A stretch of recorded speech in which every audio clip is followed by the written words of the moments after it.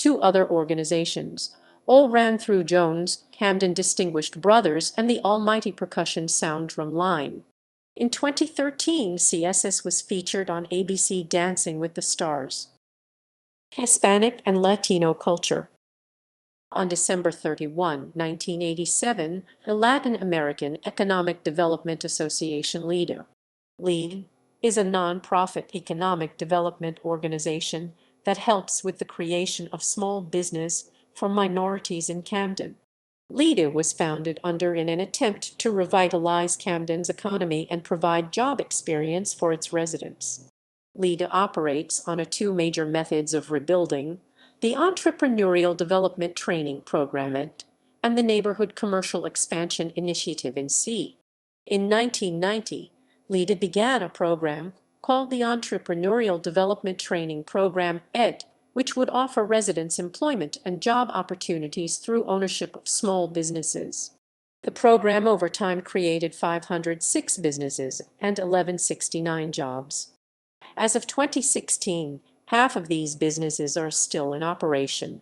Neighborhood Commercial Expansion Initiative in C then finds locations for these businesses to operate in, purchasing and refurbishing abandoned real estate. As of 2016, 4 buildings have been refurbished, including the first Camden National Bank and Trust Company building. One of the longest-standing traditions in Camden's Hispanic community is the San Juan Bautista Parade, a celebration of St. John the Baptist, conducted annually starting in 1957. The parade began in 1957. This march was originally a way for the parishioners to recognize and show their Puerto Rican heritage, and eventually became the modern-day San Juan Bautista Parade. Since its conception, the parade has grown into the Parada San Juan Bautista, Inc., a non-for-profit organization dedicated to maintaining the community presence of Camden's Hispanic and Latino members. Some of the work that the Parada San Juan Bautista, Inc. has done include a month-long event for the parade with a community commemorative mass and a coronation pageant. The organization also awards up to $360,000. On May 30, 2000, Camden resident and grassroots organizer Lillian Santiago began a movement to rebuild abandoned lots in her North Camden neighborhood into playgrounds. The movement was met with resistance from the Camden government, citing monetary problems. As Santiago's movement gained more notability in her neighborhoods, she was able to move other community members into action, including Reverend Haywood Wiggins. Wiggins was the president of the Camden Churches Organized for People, a coalition of 29 churches devoted to the improvement of Camden's communities, and with his support Santiago's movement succeeded. Santiago and Wiggins were also firm believers in community policing, which would result in their fight against Camden's corrupt police department and the eventual turnover to the state government. Arts and entertainment. Camden has 2 generally recognized neighborhoods located on the Delaware River waterfront, Central and South. The waterfront South was founded in 1851 by the Kings Point Land Company. During World War II, waterfront South housed many of the industrial workers for the New York. Currently, the waterfront is home to many historical buildings and cultural icons. The waterfront South neighborhood is considered a federal and state historic area due to its history and culturally significant buildings such as the Sacred Heart Church and the South Camden Trust Company. The central waterfront is located adjacent to the Benjamin Franklin Bridge and is home to the Nipper building, also known as the Victor, the Adventure Aquarium, and Battleship New Jersey. Starting on February 16, 2012, Camden's waterfront began an art crawl and volunteer initiative called Third Thursday in an effort to support local Camden business and restaurants.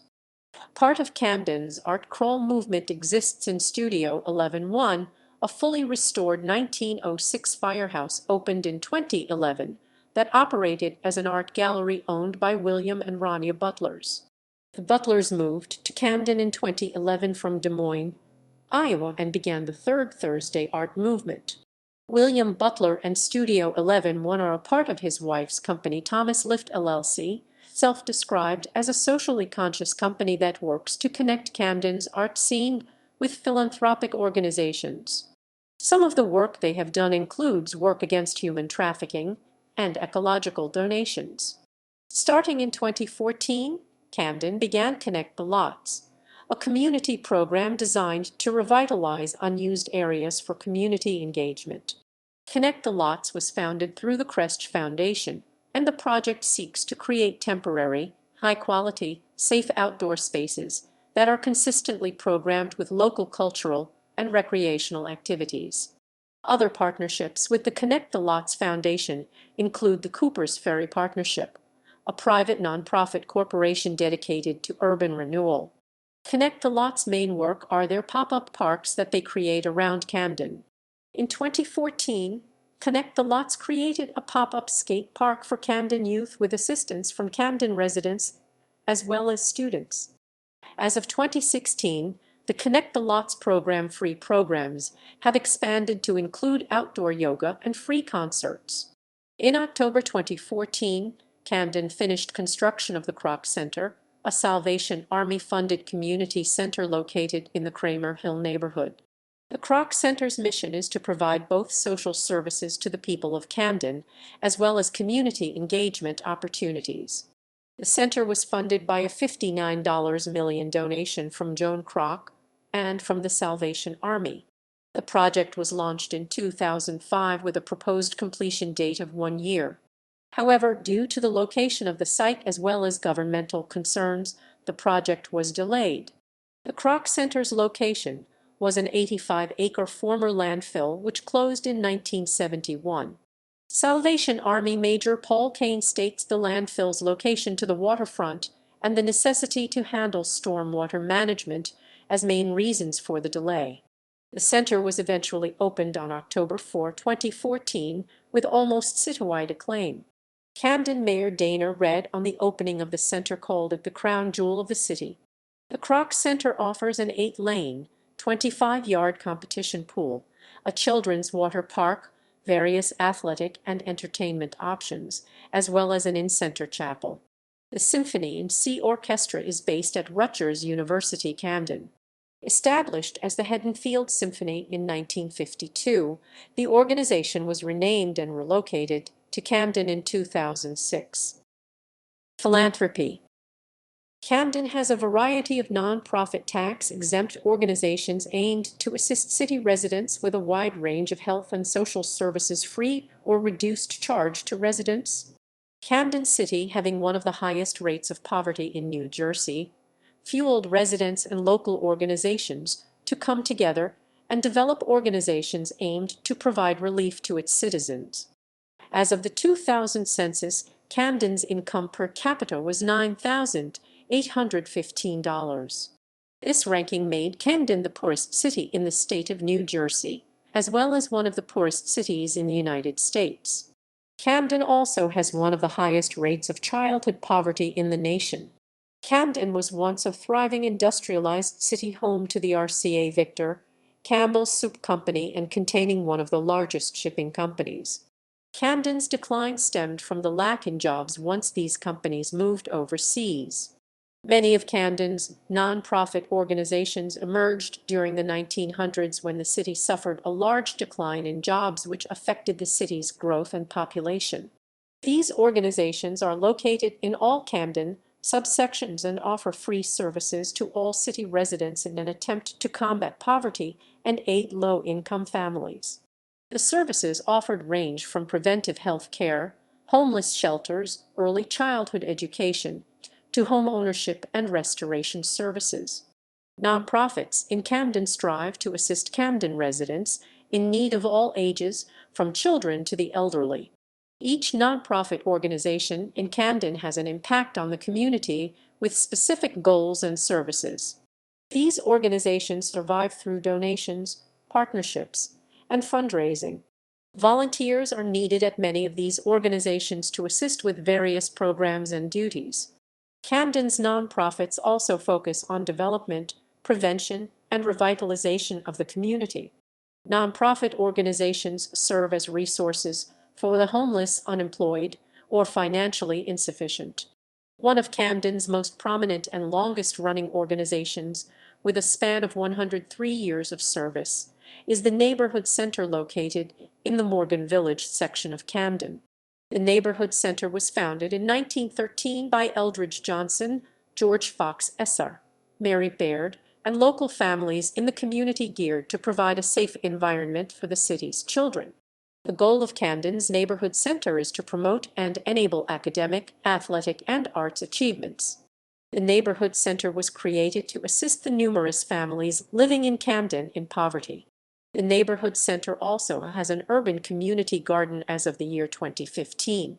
Many of the services and activities offered for the children are after-school programs, and programs for teenagers are also available.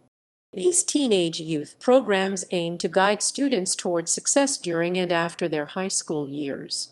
The activities at the Neighborhood Center are meant to challenge youth in a safe environment for fun and learning. These activities are developed with the aim of the Neighborhood Center helping to break the cycle of poverty that is common in the city of Camden.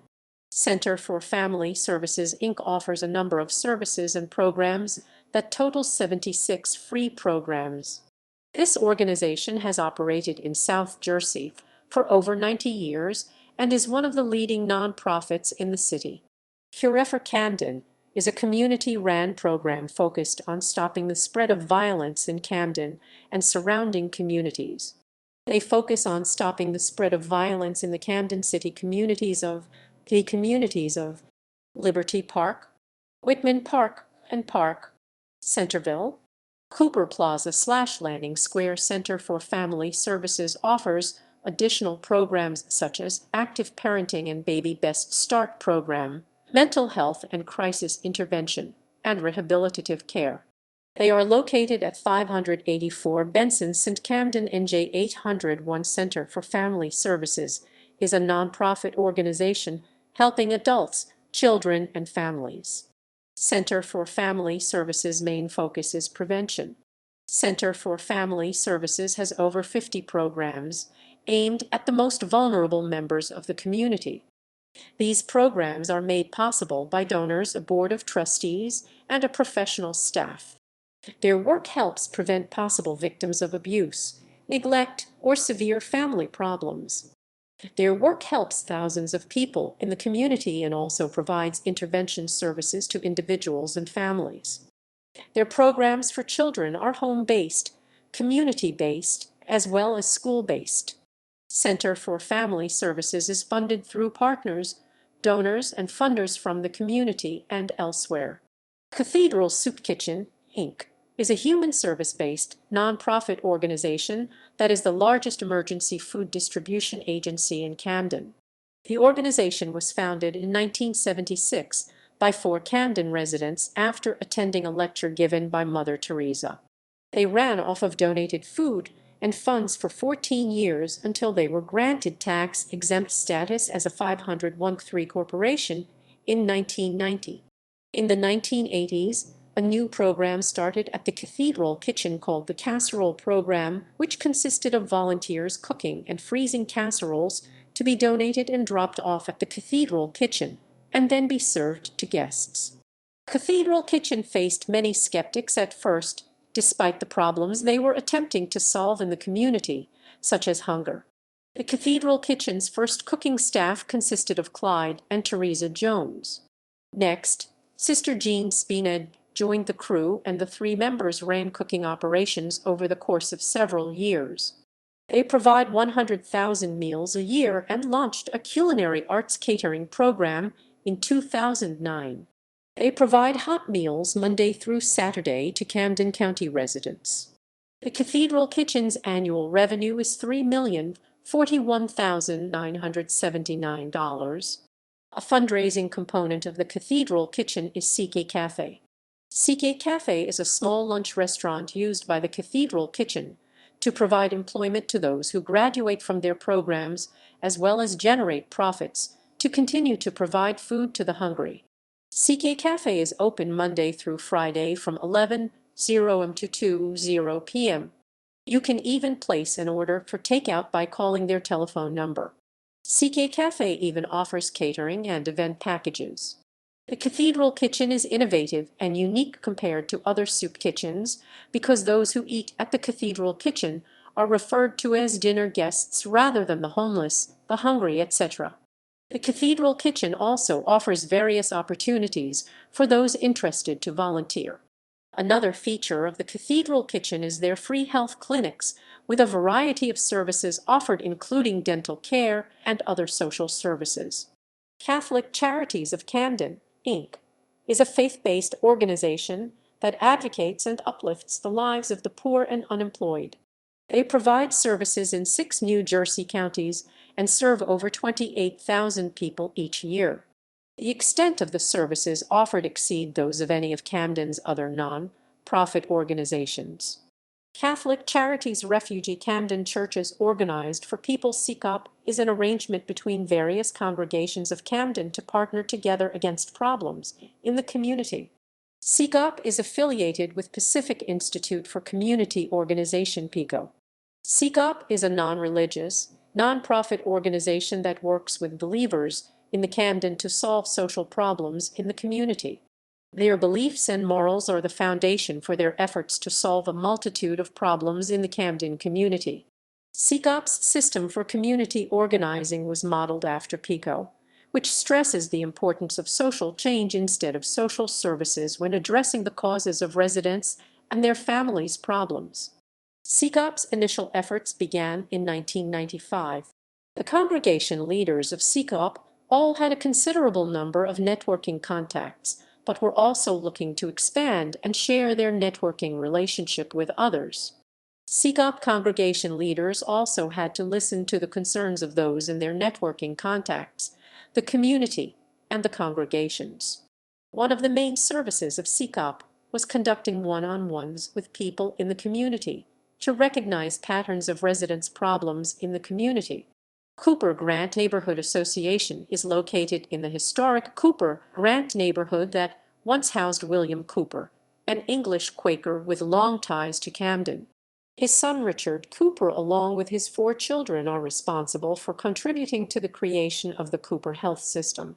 This organization's goal is to enrich the lives of citizens living in the Cooper Grant neighborhood located from the Camden waterfront up to Rutgers University Camden campus. This center offers community service to the citizens living in the historic area that include activism, improving community health and involvement, safety and security, housing development, affordable child care services, and connecting neighborhoods and communities together. The Cooper Grant Neighborhood Association owns the Cooper Grant Community Garden. Project HOP organization offers health care to the homeless, preventive health care, substance abuse programs, social work services, behavioral health care. The Heart of Camden organization offers home renovation and restoration services and home ownership programs. Heart of Camden receives donations from online shoppers through Amazon Smile. Heart of Camden organization is partners with District Council Collaborative Board (DCCB).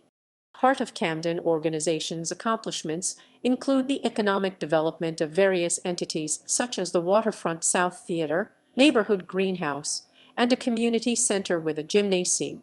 Another accomplishment of Heart of Camden organization is its revitalization of Camden, which includes Liney's Park Community Gardens and Peace Park.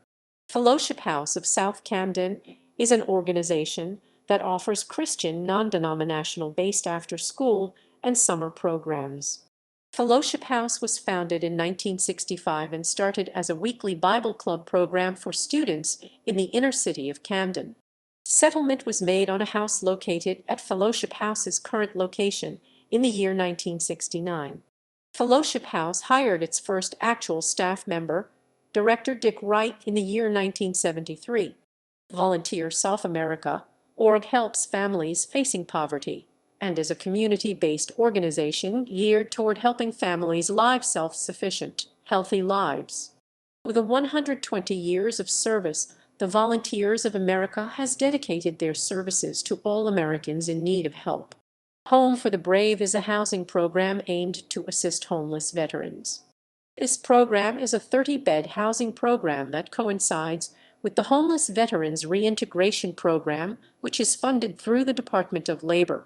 Additional services include emergency support, community support, employment services, housing services, veterans services, behavioral services, senior housing.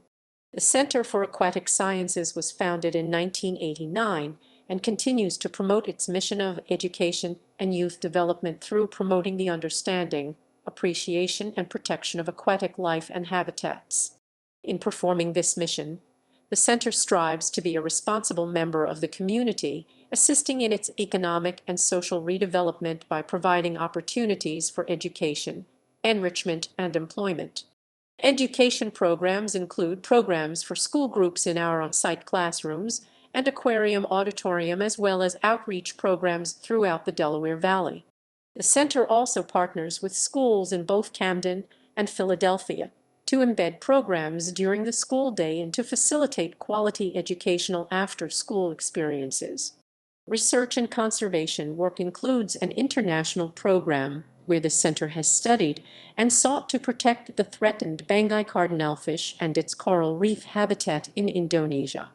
This work has resulted in the Banggai cardinalfish being included as an endangered species on ECIN Red List of Threatened and Endangered Species, the first saltwater aquarium fish to be listed as endangered in the Federal Endangered Species Act (ESA), the publication of the Banggai cardinalfish, Natural History, Conservation, and Culture of Pteropogon caudarni.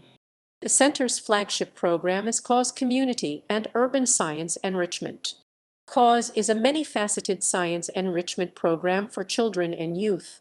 The program, initiated in 1993, has been extremely successful, boasting a 100% high school graduation rate and a 98% college enrollment rate, and has gained local and regional attention as a model for comprehensive inner-city youth development programs, focusing on intense academics and mentoring for economy. About 45% of employment in Camden is in the eds and meds sector, providing educational and medical institutions. Largest employers: Campbell's Soup Company, Cooper University Hospital, Delaware River Port Authority, L3 Technologies, formerly Elminus 3 Communications, Our Lady of Lourdes Medical Center, Rutgers University Camden, State of New Jersey, New Jersey Judiciary, Subaru of America, relocated from suburban Cherry Hill in 2018, Susquehanna Bank, Urban Promise Ministry, largest private employer of teenagers, Urban Enterprise Zone. Portions of Camden are part of a joint urban enterprise zone. The city was selected in 1983 as one of the initial group of 10 zones chosen to participate in the program. In addition to other benefits to encourage employment within the zone, shoppers can take advantage of a reduced 3,125% sales tax rate, half of the 6,625% rate charged statewide at eligible merchants. Established in September 1988, the city's urban enterprise zone status expires in December 2023.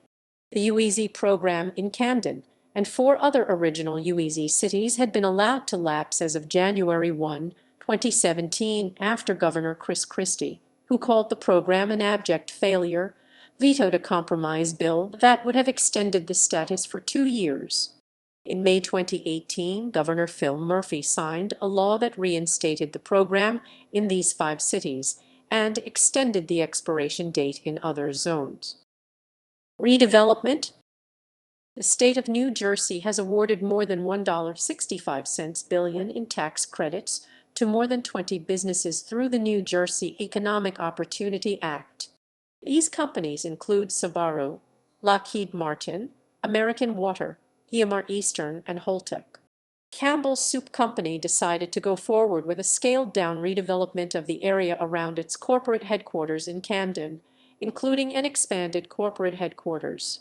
In June 2012, Campbell's Soup Company acquired the 4-acre 1.6 ha site of the vacant Sears building located near its corporate offices, where the company plans to construct the Gateway Office Park, and razed the Sears building after receiving approval from the city government and the New Jersey Department of Environmental Protection.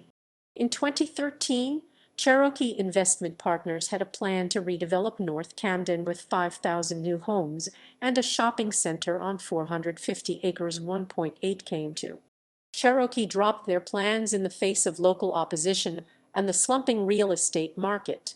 They are among several companies receiving New Jersey Economic Development Authority (EDA) tax incentives to relocate jobs in the city.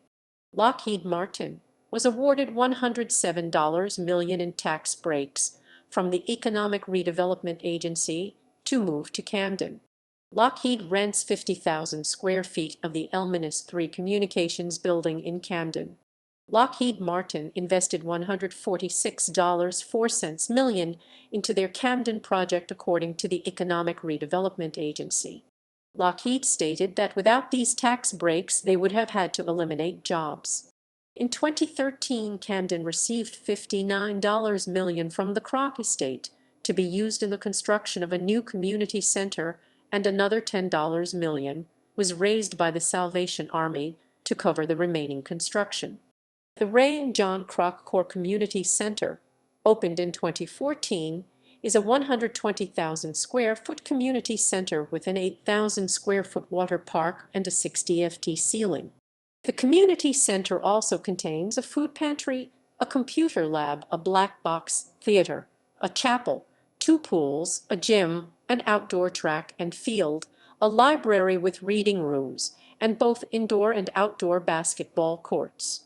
In 2015, Holtec was given $260 million over the course of 10 years to open up a 600,000 square foot campus in Camden. Holtec stated that they plan to hire at least 1,000 employees within the first year of them opening their doors in Camden.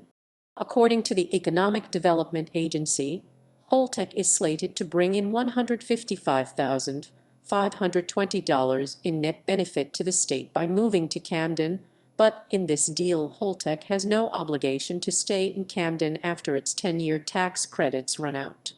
Holtec's reports stated that the construction of the building would cost $260 million, which would be equivalent to the tax benefits they received.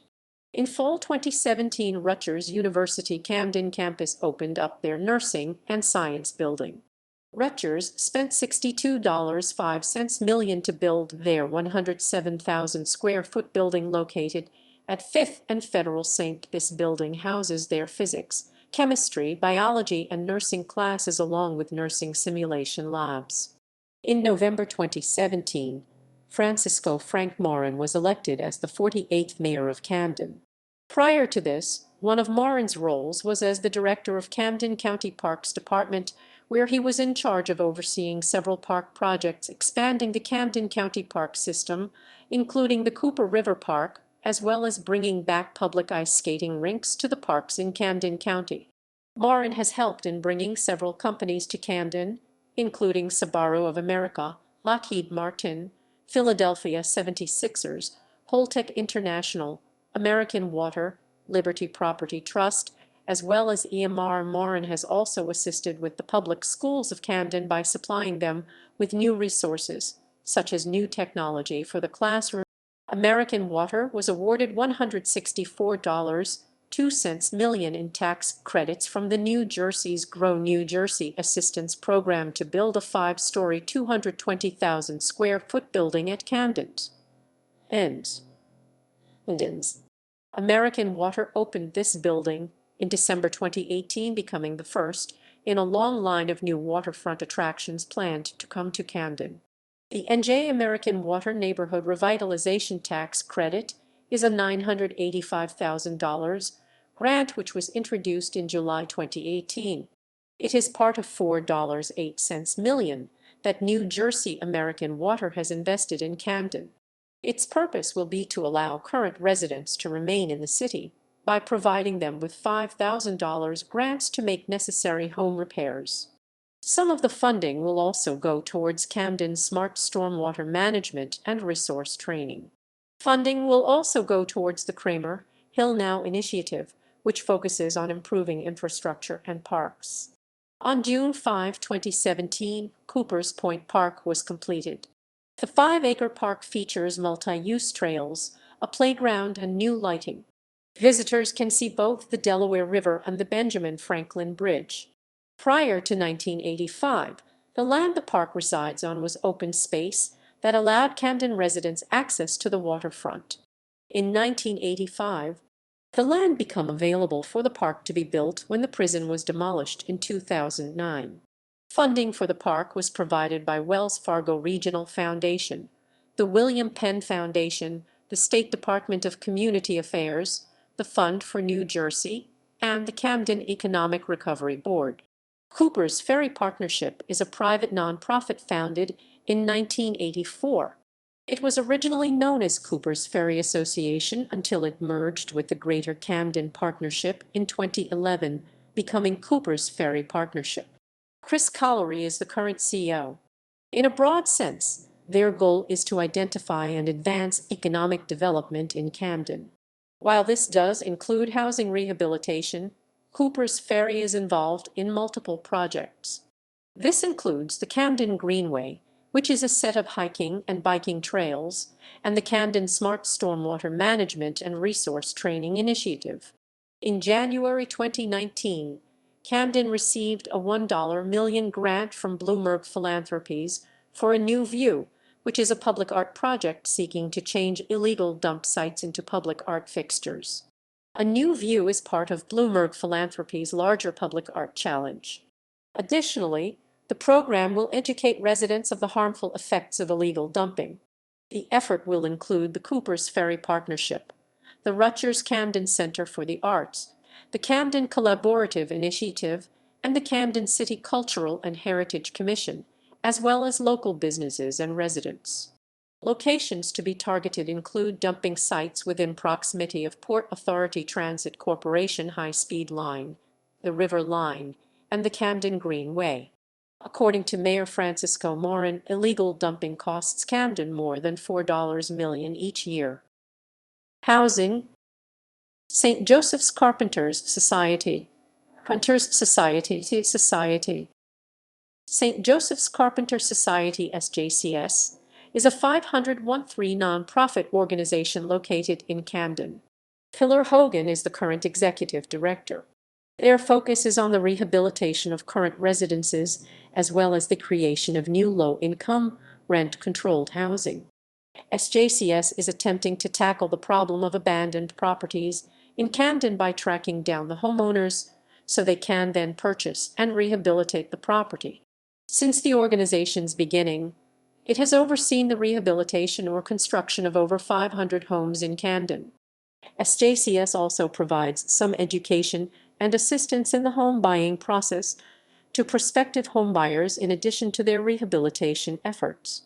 This includes a credit report analysis, information on how to establish credit, and assistance in finding other help for the homebuyers. In March 2019, SJCS received $207,500 in federal funding from the U.S. Department of Housing and Urban Development's HUD Neighbor Works America program. Neighbor Works America is a public nonprofit created by Congress in 1978, which is tasked with supporting community development efforts at the local level. Mount Laurel Doctrine. The Mount Laurel Doctrine stems from a 1975 court case. Southern Burlington County NAACP Mount Laurel Township, Mount Laurel I. The doctrine was an interpretation of the New Jersey state constitution and states that municipalities may not use their zoning laws in an exclusionary manner. The court case itself was a challenge to Mount Laurel specifically, in which plaintiffs claimed that the township operated with the intent of making housing unaffordable for low and moderate income people.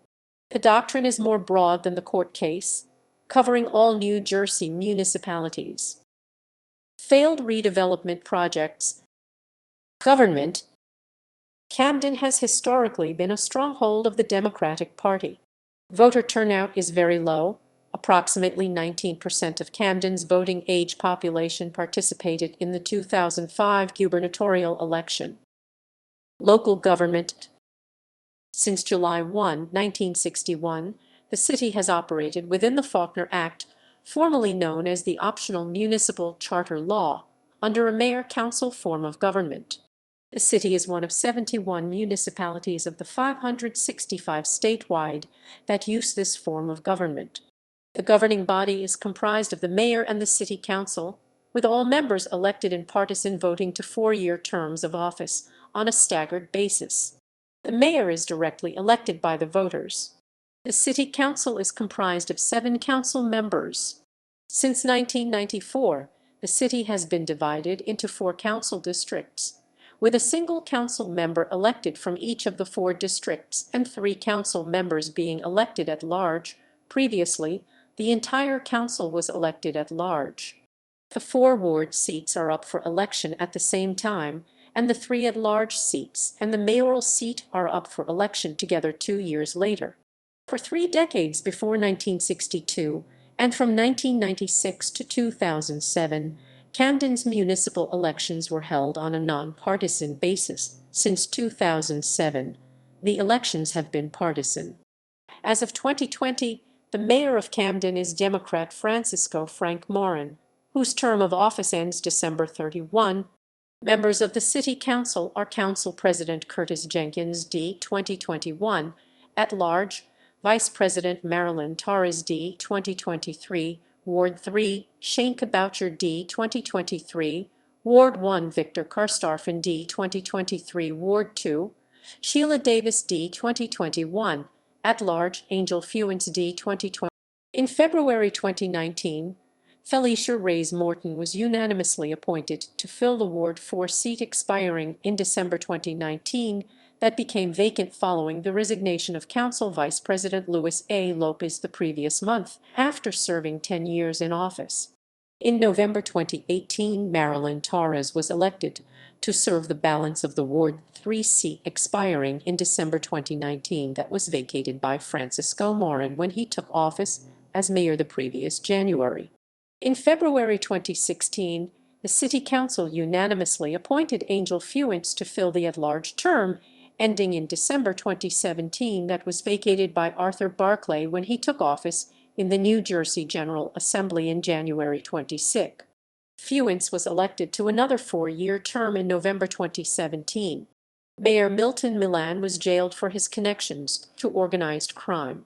On June 15, 2001, he was sentenced to serve 7 years in prison on 14 counts of corruption, including accepting mob payoffs and concealing a $65,000 loan from a drug kingpin.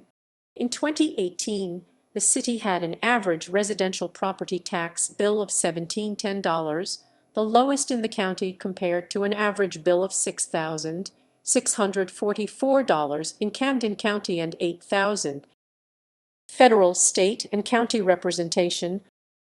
Camden is located in the 1st Congressional District and is part of New Jersey's 5th State Legislative District. For the 117th United States Congress, New Jersey's 1st Congressional District is represented by Donald Norcross D. Camden. New Jersey is represented in the United States Senate by Democrats Cory Booker, Newark, term ends 2027, and Bob Menendez Harrison, term ends 2025. For the 2020-2021 session Senate, General Assembly, the 5th Legislative District of the New Jersey Legislature is represented in the State Senate by Nilsa Cruz Perez D. Barrington and in the General Assembly by William F. Moan, Jr. D. Camden and William Spearman D. Camden. Camden County is governed by a board of chosen freeholders, whose 7 members chosen at large in partisan elections to 3-year terms office on a staggered basis, with either 2 or 3 seats coming up for election each year. As of 2018, Camden County's freeholders are Freeholder Director Louis Capelli Jr. D. Callswood, term as freeholder ends December 31, 2020, term as director ends 2018. Freeholder Deputy Director Edward T. McDonald D. Pennsauken Township, term as freeholder ends 2019, term as Deputy Director ends 2018. Susan Shin Angulo D. Cherry Hill, 2018. William F. Moan Jr. D. Camden, 2018. Jeffrey L. Nash G. Cherry Hill, 2018. Carmen Rodriguez D. Merchantville, 2019, and Jonathan L. Young SRD. Berlin Township, 2020. Camden County's constitutional officers, all elected directly by voters, are County Clerk Joseph Reap of Voorhees Township, 2019. Sheriff Gilbert with Wilson Camden, 2018, and Surrogate Michelle Gentek, Mayor Gloucester Township, 2020. The Camden County Prosecutor is Jill S. Mayer. Political corruption. 3 Camden mayors have been jailed for corruption: Angelo Ericetti, Arnold Webster, and Milton Milan. In 1981, Ericetti was convicted with 3 others for accepting a $50,000 bribe from FBI undercover agents in exchange for helping a non-existent Arab sheikh enter the United States. The FBI scheme was part of the Abscam operation. The 2013 film American Hustle is a fictionalized portrayal of this scheme. In 1999, Webster, who was previously the superintendent of Camden City Public Schools, pleaded guilty to illegally paying himself $20,000 in school district funds after he became mayor.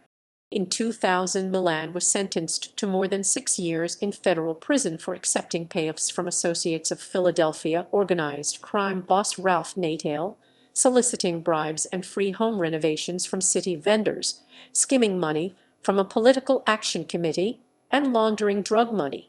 The Courier-Post dubbed former state Senator Wayne R. Bryant, who represented the state's 5th legislative district from 1995 to 2008, the king of double-dipping for accepting no-show jobs in return for political benefits. In 2009, Bryant was sentenced to 4 years in federal prison for funneling $10.05 million to the University of Medicine and Dentistry of New Jersey in exchange for a no-show job and accepting fraudulent jobs. In 2010, Bryant was charged with an additional 22 criminal counts of bribery and fraud for taking $192,000. Politics, 6, politics, 6, politics. As of November 6, 2018, there were a total of 42,264 registered voters in the city of Camden. The current mayor is Frank Morin, who won the election in November 2017. Morin's predecessor was Dana Redd, who had served 2 terms from 2010 to January 2018. Morin is a member of the Democratic Party, as all Camden mayors have been since 1935. The last Republican Camden mayor was Frederick Von Nieto, who only sat in office for a year. As of March 23, 2011, there were a total of 43,893 registered voters in Camden, of which 17,403, 39.6%, were registered as Democrats, 885, 2.0%, were registered as Republicans, and 25,601. There were 4 voters registered to other parties.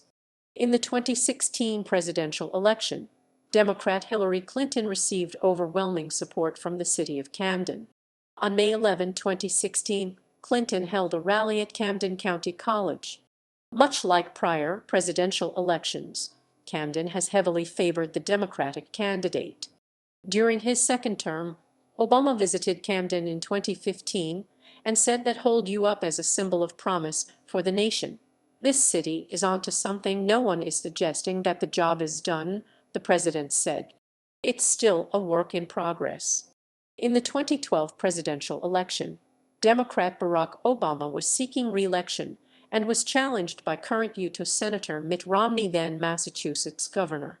The city overwhelmingly voted for Obama in the biggest Democratic landslide in Camden's history. In the 2008 presidential election, both tickets were open due to George W. Bush's term limit being up. Seasoned politician and war hero John McCain won the 2008 Republican primary, while the younger Barack Obama narrowly won against former First Lady Hillary Clinton in the contentious 2008 Democratic primary. McCain received the most votes for a Republican nominee from Camden in the 21st century. In the 2012 presidential election, Democrat Barack Obama received 96.8% of the vote, 22,254 cast, ahead of Republican Mitt Romney with 3.0%, 683 votes, and other candidates with 0.2%, 57 votes. Among the 23,200 in the 2008 presidential election, Democrat Barack Obama received 91.1% of the vote, 22,197 cast, ahead of Republican John McCain, who received around 5.0%, 1213 votes, with 24,374 ballots cast among the city's 46,000. In the 2004 presidential election, Democrat John Kerry received 84.4% of the vote, 15,914 ballots cast, outpolling Republican George W. Bush, who received around 12.6%, 2,368 votes, with 18,858 ballots cast among the city's 37. In the 2013 gubernatorial election, Democrat Barbara Buono received 79.9% of the vote, 6,680 cast, ahead of Republican Chris Christie with 18.8%, 1,569 votes, and other candidates with 1.4%, 116 votes, among the nine. In the 2009 gubernatorial election, Democrat John Corzine received 85.6% of the vote, 8,700 ballots cast, ahead of both Republican Chris Christie with 5.9%, 604 votes, and Independent Chris Daggett with 0.8%, 81 votes, with 10,100. Transportation, roads and highways. As of May 2010, the city had a total of 181.92 miles, 292.77 km of roadways, of which 147.54 miles, 237.44 km were maintained by the municipality, 25.39 miles, 40.86 km by Camden County. Interstate 676 and U.S. Route 30 runs through Camden to the Benjamin Franklin Bridge on the north side of the city. Interstate 76 passes through briefly and interchanges with Interstate 676. Route 168 passes through briefly in the south, and County Routes 537, 543, 551, and 561 all travel through the center of the city. Public transportation. NJ Transit's Walter Rand Transportation Center is located at Martin Luther King Boulevard and Broadway. In addition to being a hub for NJ Transit NJT buses in the Southern Division, Greyhound lines, the Patco Speed Line and River Line make stops at the station. The Patco Speed Line offers frequent train service to Philadelphia and the suburbs to the east in Camden County, with stations at City Hall, Broadway, Walter Rand Transportation Center, and Ferry Avenue. The line operates 24 hours a day. Since its opening in 2004, NJ Transit's River Line has offered light rail service to communities along the Delaware River north of Camden and terminates in Trenton. Camden stations are 36th Street, Walter Rand Transportation Center, Cooper Street, Rutgers University, Aquarium, and Entertainment Center. NJ Transit bus service is available to and from Philadelphia on the 313, 315, 317, 318, and 400, 401, 402, 404, 406, 408, 409, 410, 412, 414, and 4. Local service is offered on the 403, 405, 407, 413, 418, 419, 450, 451, 452, 453, and 457 lines. Studies are being conducted to create the Camden-Philadelphia BRT, a bus rapid transit system, with a 2012 plan to develop routes that would cover the 23 miles 37 km between Winslow Township and Philadelphia, with a stop at the Walter Rand Transportation Center. Riverlink Ferry is seasonal service across the Delaware River to Penn's Landing in Philadelphia. Environmental problems: air and water pollution. Situated on the Delaware River waterfront, the city of Camden contains many pollution-causing facilities, such as a trash incinerator and a sewage plant. Despite the additions of new wastewater and trash treatment facilities in the 1970s and 1980s, pollution in the city remains a problem due to faulty waste disposal practices and outdated sewer systems. The open-air nature of the waste treatment plants cause the smell of sewage and other toxic fumes to permeate through the air. This has encouraged local grassroots organizations to protest the development of these plants in Camden. The development of traffic-heavy highway systems between Philadelphia and South Jersey also contributed to the rise of air pollution in the area. Water contamination has been a problem in Camden for decades. In the 1970s, dangerous pollutants were found near the Delaware River at the Putchackwell Field, where many Camden citizens received their household water from, decreasing property values in Camden and causing health problems among the city's residents. Materials contaminating the water included cancer-causing metals and chemicals, affecting as many as 50,000 people between the early 1970s and late 1990s, when the 6 Putchak wells were officially shut down and declared a Superfund site. Camden also contains 22 of New Jersey's 217 combined sewer overflow outfalls, or CSOs, down from 28 in 2013. CCMUA. The Camden City Municipal Utilities Authority, or CCMUA, was established in the early 1970s to treat sewage waste in Camden County by City Democratic Chairman and Director of Public Works Angelo Ericetti, who became the authority's executive director. Ericetti called for a primarily state or federally funded sewage plant, which would have cost $14 million, and a region-wide collection of trash waste.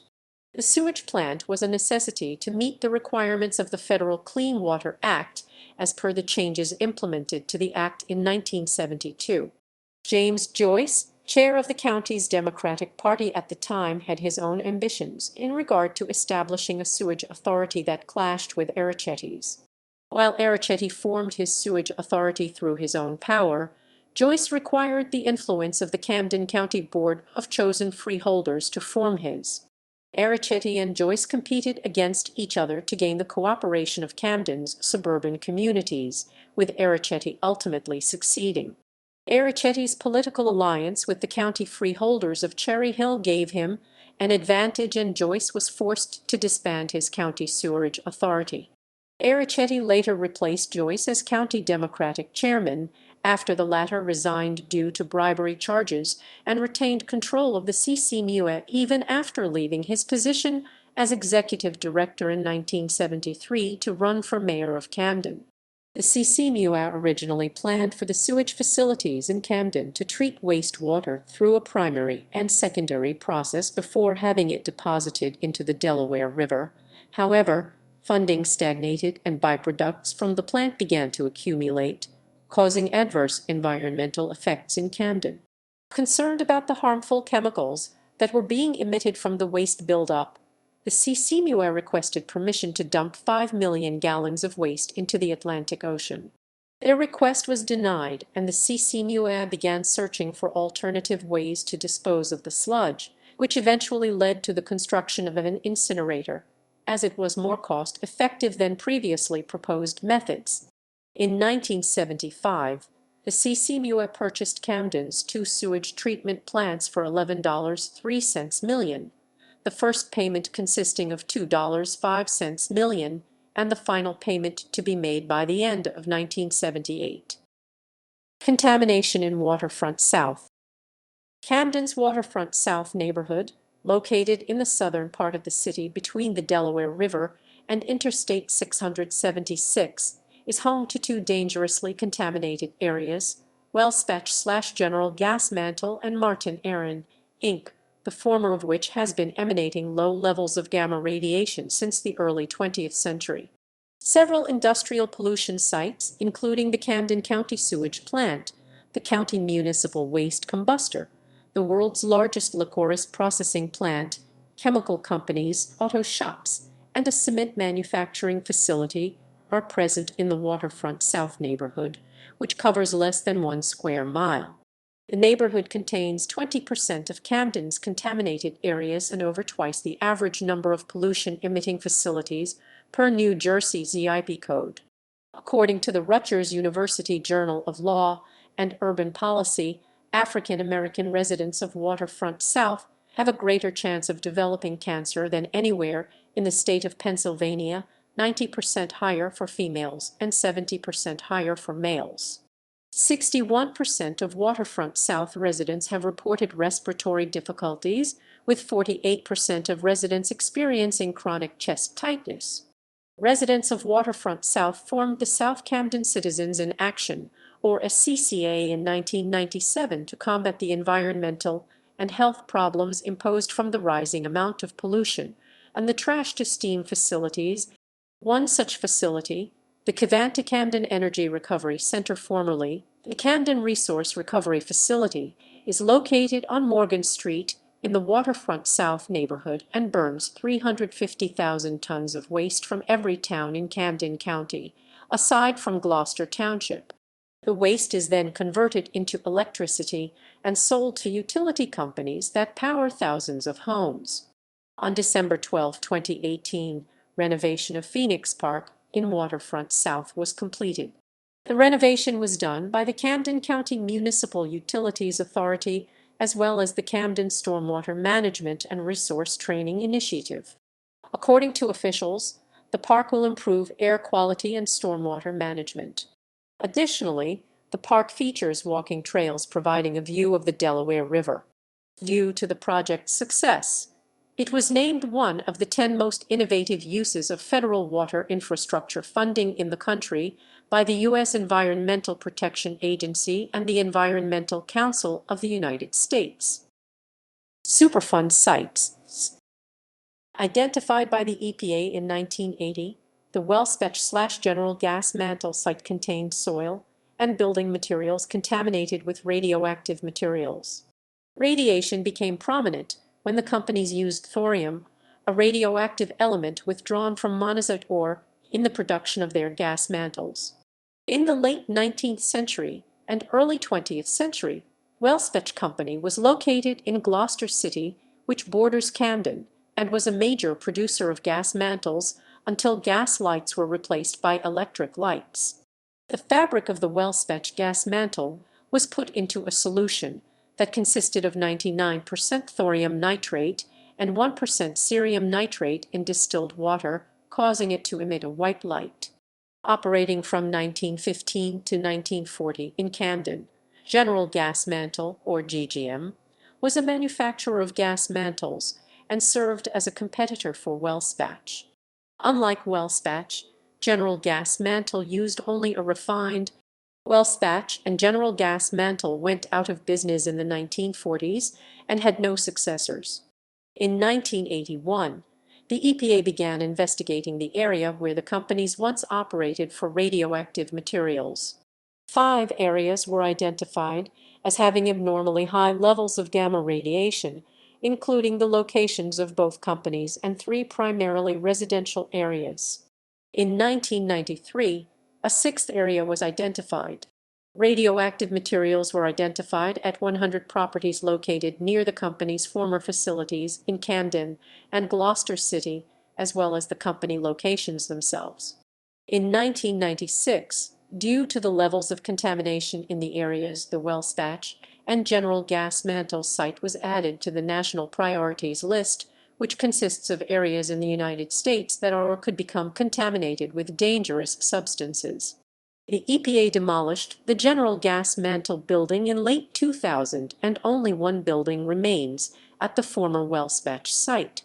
Since it was declared a Superfund site, the EPA has removed over 350,000 tons of contaminated materials from the Wellspech/General Gas Mantle site.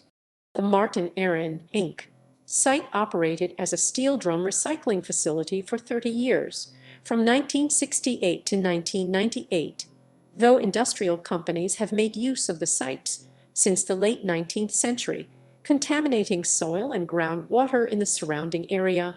The drums at the facility, containing residue of hazardous chemicals, were not correctly handled or disposed of, releasing substances such as arsenic and polychlorinated biphenyl into the groundwater and soil.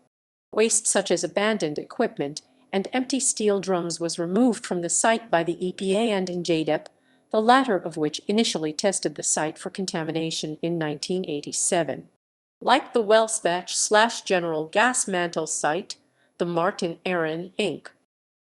Environmental justice. Residents of Camden have expressed discontent with the implementation of pollution-causing facilities in their city. Father Michael Doyle, a pastor at Waterfront South's Sacred Heart Church, blamed the city's growing pollution and sewage problem as the reason why residents were leaving Camden for the surrounding suburbs. Local groups protested through petitions, referendums, and other methods, such as Citizens Against Trash to Steam Cats, established by Linda McHugh and Susan Marks. In 1999, the St. Lawrence Cement Company reached an agreement with the South Jersey Port Corporation and leased land to establish a plant in the waterfront South neighborhood of Camden, motivated to operate on state land by a reduction in local taxes. St. Lawrence received a backlash from both the residents of Camden and Camden's legal system, including a lawsuit that accused the DP and St. Lawrence of violating the Civil Rights Act of 1964 due to the overwhelming majority of minorities living in Waterfront South and the already poor environmental situation in the neighborhood.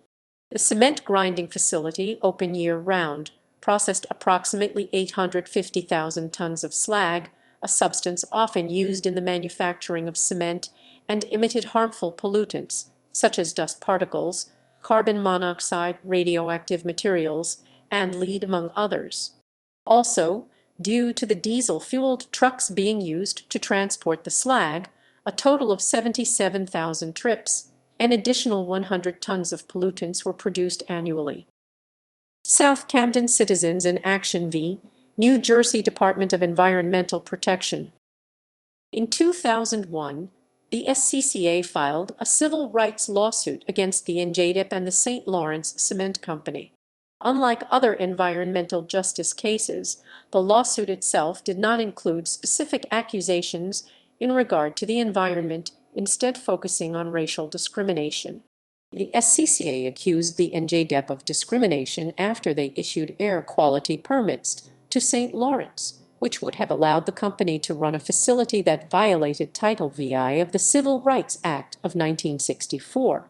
Title VI role is to prevent agencies that receive federal funding from discriminating on the basis of race or nationality.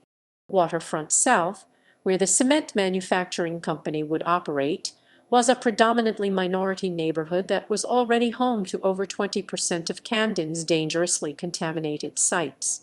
In April 2001, the court, led by Judge Stephen Orlovsky, ruled in favor of the SCCA, stating that the NJDEP was in violation of Title VI, as they had not completed a full analysis of the area to judge how the environmental impact from the cement facility would affect the residents of Camden.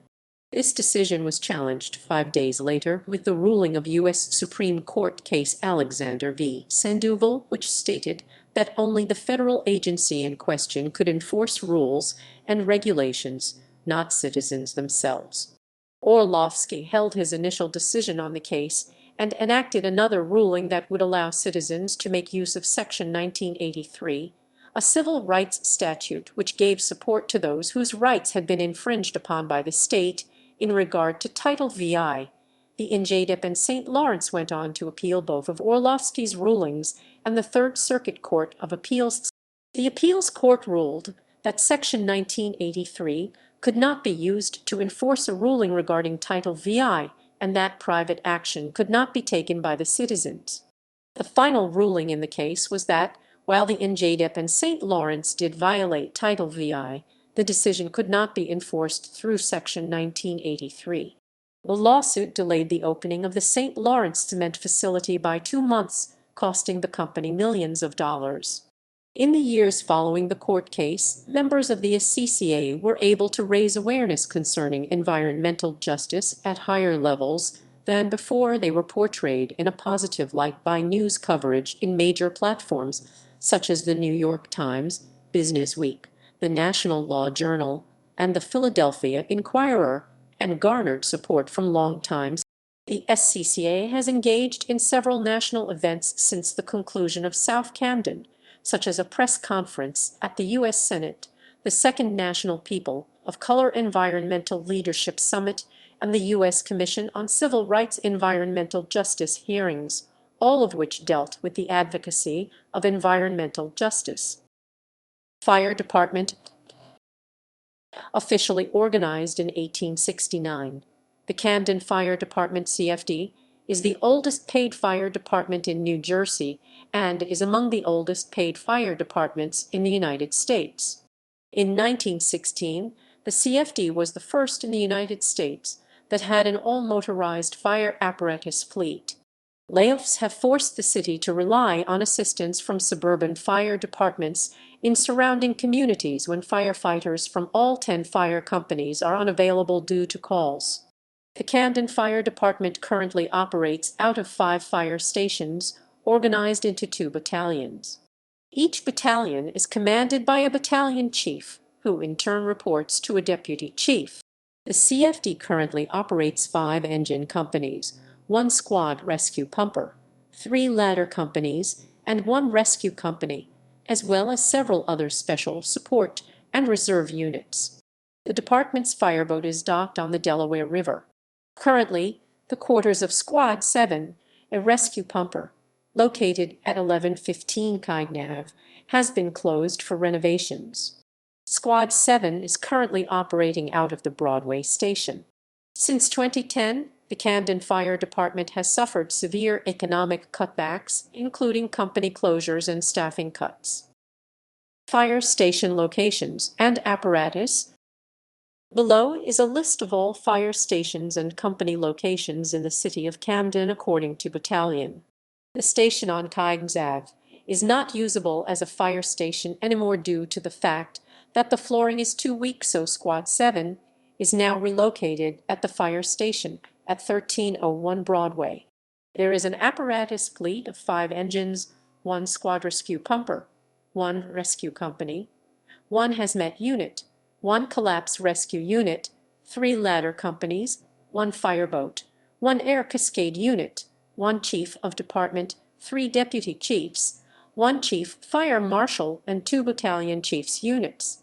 Each shift is commanded by 2 battalion chiefs and 1 deputy chief. Waterfront. Education. Public schools. Camden's public schools are operated by the Camden City School District. As of the 2017-18 school year, the district, comprising 20 schools, had an enrollment of 9,572 students and 705.0 classroom teachers on an FTE basis, for a student-teacher ratio of 13.61. The district is one of 31 former Abbott districts statewide, which are now referred to as SDA districts based on the requirement for the state to cover all costs for school building and renovation projects in these districts under the supervision of the New Jersey Schools Development Authority. High schools in the district with 2017-18 enrollment data from the National Center for Education Statistics. Number of students. Grade levels are Brim Medical Arts High School 211 912, Camden Big Picture Learning Academy 249 612, Camden High School 423 912 and 12, Creative Arts Morgan Village Academy 345 612, Pride Academy NA 612, and Woodrow Wilson High School 784 912. Charter and Renaissance schools. In 2012, the Urban Hope Act was signed into law, allowing Renaissance schools to open in Trenton, Newark, and Camden. The Renaissance schools, run by charter companies, differed from charter schools as they enrolled students based on the surrounding neighborhood, similar to the city school district. This makes Renaissance schools a hybrid of charter and public schools. This is the act that allowed Knowledge is Power program KIPP, uncommon schools, and mastery schools to open in the city. Under the Renaissance charter school proposal, the Henry L. Bonsall Family School became Uncommon Schools. Camden Prep MT Ephraim Campus East Camden Middle School has become part of Mastery Charter Schools. Francis X. McGraw Elementary School and Rafael Cordero Molina Elementary School have become part of the Mastery Charter Network. The J.G. Whittier Family School has become part of the KIPP Public Charter Schools as KIPP Cooper Norcross Academy. Students were given the option to stay with the school under their transition or seek other alternatives. In the 2013-2014 school year, Camden City proposed a budget of $72 million to allot to charter schools in the city. In previous years, Camden City charter schools have used $52 million and $66 million in the 2012-2013, 2013-2014 school years, respectively. On March 9, 2015, the first year of the new Camden charter schools, the enrollment raised concern.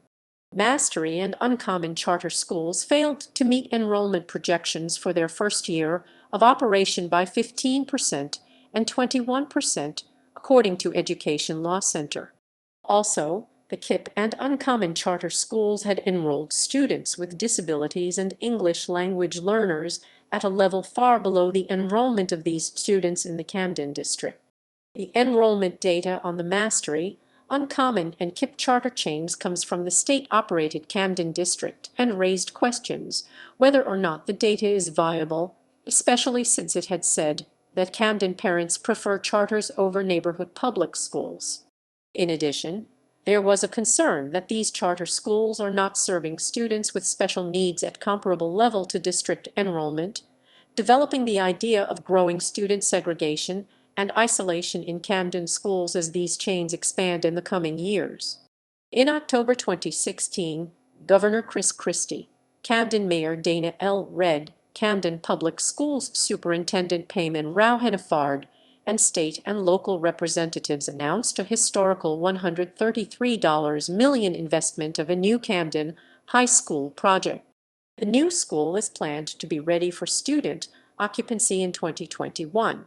It would have 9th and 12th grade. The school has a history of 100 years and has needed endless repairs. The plan is to give students a 21st century education. Chris Christie stated, "This new state-of-the-art school will honor the proud tradition of the castle on the hill, enrich our society, and improve the lives of students and those around them." As of 2019, there are 3,850 Camden students enrolled in one of the city's Renaissance schools, and 4,350 Camden students are enrolled one of the city's charter schools.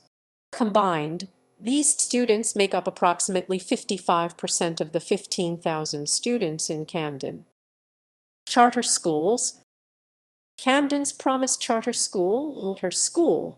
Environment Community Opportunity ECO Charter School, Freedom Prep Charter School, Hope Community Charter School, Leap Academy University Charter School, her school,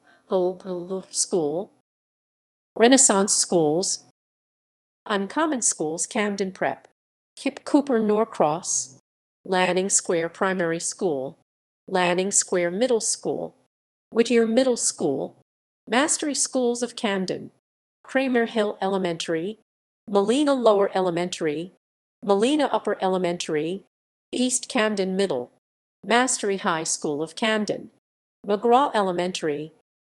Private education. Holy Name School, Sacred Heart Grade School, St. Anthony of Padua School, and St. Joseph Pro Cathedral School are Camden's 8 elementary schools operating under the auspices of the Roman Catholic Diocese of Camden. They operate as 4 of the 5 schools in the Catholic Partnership Schools, a post-parochial model of urban Catholic education. The Catholic Partnership Schools are committed to sustaining safe and nurturing schools that inspire and prepare students for rigorous college preparatory secondary schools or vocations. Higher education. The University District, adjacent to the downtown, is home to the following institutions. Camden County College, one of three main campuses. The college first came to the city in 1969 and constructed a campus building in Camden in 1991. Rowan University at Camden, satellite campus. The Camden campus began with a program for teacher preparation in 1969 and expanded with standard college courses the following year and a full-time day program in 1980. Cooper Medical School of Rowan University, Rutgers University Camden. The Camden campus, one of three main sites in the university system, began as South Jersey Law School and the College of South Jersey in the 1920s and was merged into Rutgers in 1950. Camden College of Arts and Sciences, School of Business Camden, Rutgers School of Law Camden, University of Medicine and Dentistry of New Jersey affiliated with Cooper University Hospital. Coriel Institute for Medical Research affiliated with Cooper University Hospital. Affiliated with Rowan University. Affiliated with University of Medicine and Dentistry of New Jersey. Libraries. The city was once home to two Carnegie Libraries, the main building and the Cooper Library in Johnson Park. The city's once extensive library system, beleaguered by financial difficulties, threatened to close at the end of 2010, but was incorporated into the county system. The main branch closed in February 2011 and was later reopened by the county in the bottom floor of the Paul Robeson Library at Rutgers University. Camden also has three academic libraries. The Paul Robeson Library at Rutgers University Camden serves Rutgers undergraduate and graduate students, as well as students from the Camden campuses of Camden County College and Rowan University. Rutgers Law School has a law library, and Cooper Medical School at Rowan has a medical library. Sports. Baseball. The Camden River Sharks in Campbell's Field. The Camden River Sharks were an American professional baseball team based in Camden. They were a member of the Liberty Division of the Atlantic League of Professional Baseball. From the 2001 season to 2015, the River Sharks played their home games at Campbell's Field, which is situated next to the Benjamin Franklin Bridge. Due to its location on the Camden waterfront, the field offers a clear view of the Philadelphia skyline. The River Sharks name refers to the location of Camden on the Delaware River. The River Sharks were the first professional baseball team in Camden, New Jersey since the 1904 season. When Rutgers Camden owned the team in 2001, the River Sharks logo was a navy blue ring with the words Camden in between. Underneath was a sharp-toothed shark eating the words River Sharks. The River Sharks' last logo, introduced in 2005 with a new ownership group, consisted of a shark biting a baseball bat superimposed over a depiction of the Benjamin Franklin Bridge. On October 21, 2015, the Camden River Sharks announced they would cease operations immediately due to the inability to reach an agreement on lease terms with the owner of Campbell's Field, the Camden County Improvement Authority.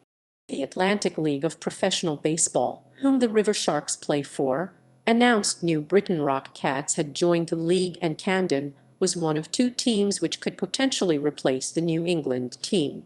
Since negotiations with the River Sharks and the Camden County Improvement Authority could not be met, the River Sharks ended their 15 years playing at Campbell's Field. The River Sharks folded after losing their lease, a development that followed the purchase of the financially troubled stadium by the Seaside for $3.05 million. Campbell's Field. Campbell's Field opened alongside of the Ben Franklin Bridge in May 2001 after 2 years of construction. Campbell's Field is a 6,700-seat baseball park in Camden, New Jersey, United States, that hosted its first regular season baseball game on May 11, 2001. The riverfront project was a joint venture backed by the state, Rutgers University, Cooper's Ferry Development Association, and the Delaware River Port Authority. The construction of the ballpark was a $24 million project that also included $7 million in environmental remediation costs before building. Before the construction of Campbell's Field, the plot of land was vacant and historically known to house industrial buildings and businesses such as Campbell's Soup Company Plant No. 2, Pennsylvania and Reading Railroad's Linden Street Freight Station. The park, located at Delaware and Penn Avenues on the Camden waterfront, features a view of the Benjamin Franklin Bridge connecting Camden and a clear view of the Philadelphia skyline. The ballpark remains home to the Rutgers Camden's college baseball team and, until 2015, was home to the Camden River Sharks of the Independent Atlantic League of Baseball. The naming rights are owned by the Camden-based Campbell Soup Company, which paid $3 million over 10 years. On June 15, 1999, former New Jersey Governor Christine Todd Whitman attended the stadium's first game. Campbell's Field was one of the projects designed to bring urban renewal in Camden. In 2003, Campbell's Field was honored by Digitalable Parks, as Ballpark of the Year. Campbell's Field was again honored in 2004 by Baseball America as the Ballpark of the Year. Campbell's Field has been honored with several local awards, including the Camden County Improvement Authority Entertainment Award in 2000, the International Masonry Institute Golden Trowel Award in 2001, the Urban Land Institute's Award for Excellence in 2002, the Downtown New Jersey Excellence Award, the New Jersey Business and Industry Association. Campbell's Field was bought in August 2015 by the Camden County Improvement Authority (CCIA). In October 2015, after failing to reach an agreement with CCIA, the stadium's primary professional tenant, the Camden River Sharks, ceased operations. Financial troubles. The field had financial troubles up to and including the loss of the River Sharks lease. Approximately $21 million went into the building of the field, with loans and bonds being sourced from the New Jersey Economic Development Authority Sovereign Bank, the Delaware River Port Authority, Rutgers University, as well as builder equity financing. The NJETA paid an additional $3.07 million to keep the field up and running when the stadium ran into debt troubles in 2004. The field's debt continued to coincide with the debt of the River Sharks until the threat of foreclosure seemed imminent. When the team was dissolved in 2015, litigation led to a $3.05 million payment by Camden County to keep the field open. The buying of the team by the county helped settle a $4 million lawsuit that was filed by Santander Bank, formerly Sovereign Bank, for past construction loan repayments. The loss of the River Sharks lease led the county to search for alternative teams to take over use of the almost 7,000-seat stadium. Stadium owners were looking for a deal with an MLB team, as the stadium would have been ideal in its capacity for a minor league-affiliated team. Talks culminated with the attraction of one Major League Baseball team. As the Philadelphia Phillies hold territorial jurisdiction over Southern NJ and have power to deny any other teams taking interest in the area, they were likely the team interested in giving the stadium a new direction, despite never confirming positive interest in the stadium. In spite of the claimed interest, the stadium never attracted a serious offer from a professional team. After looking for multiple lease takers, the stadium was scheduled for destruction. As of spring 2019, DRPA still has 10% of its total debt tied into the failed stadium, with it being claimed as the last of such investment projects taken by the agency. Demolition. After the loss of the River Sharks lease in 2015, the stadium had for the most part been unused, with its only activity being the home of Rutgers University Camden's home baseball games. In September 2018, a contractor was awarded the $1.01 million task of demolishing the stadium, which had cost the state and port authority around $35 million in property loans and leases. Demolition was scheduled for December 2018 and would likely continue into the following spring.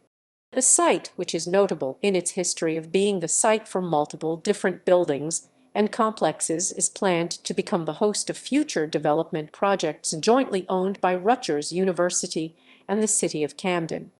As of spring 2019, the Rutgers baseball team will play the entirety of their season on the road following the demolition of their home stadium. An investment totaling $15 million, planned to be split evenly between Rutgers and the city of Camden, will reportedly develop the area into a recreational complex for the city, as well as accommodations for the university's Inca Division Roman III sports teams. Basketball.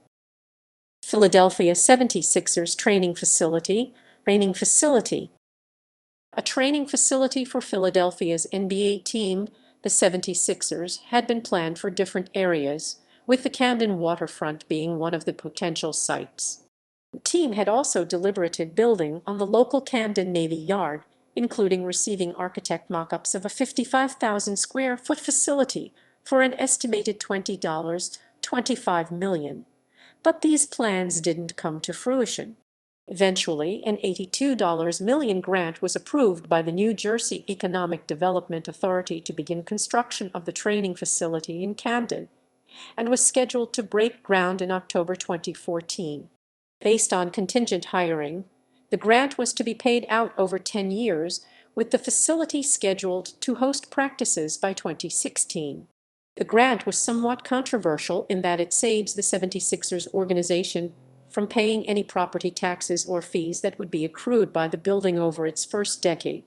Vocal opponents of the facility claim that the site has now joined a list of large companies or industries that are invited to Camden with monetary incentive, but give little or nothing back to the community itself.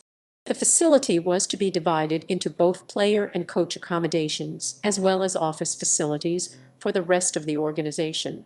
66,230 square feet were devoted solely to the two full-sized basketball courts and player training facilities, while the remainder of the 125,000 square foot complex was reserved for offices and operations. While the 76ers used to share their practice facilities with the Philadelphia College of Osteopathic Medicine, they now claim one of the largest and most advanced facilities in the NBA. The training facilities include two full-size courts, as well as a weight room, full hydrotherapy room, Gatorade fuel bar, full players-only restaurant, and personal chef, medical facilities, film room, and full locker room. The complex will eventually provide 250 jobs, including team staff and marketing employees. Crime.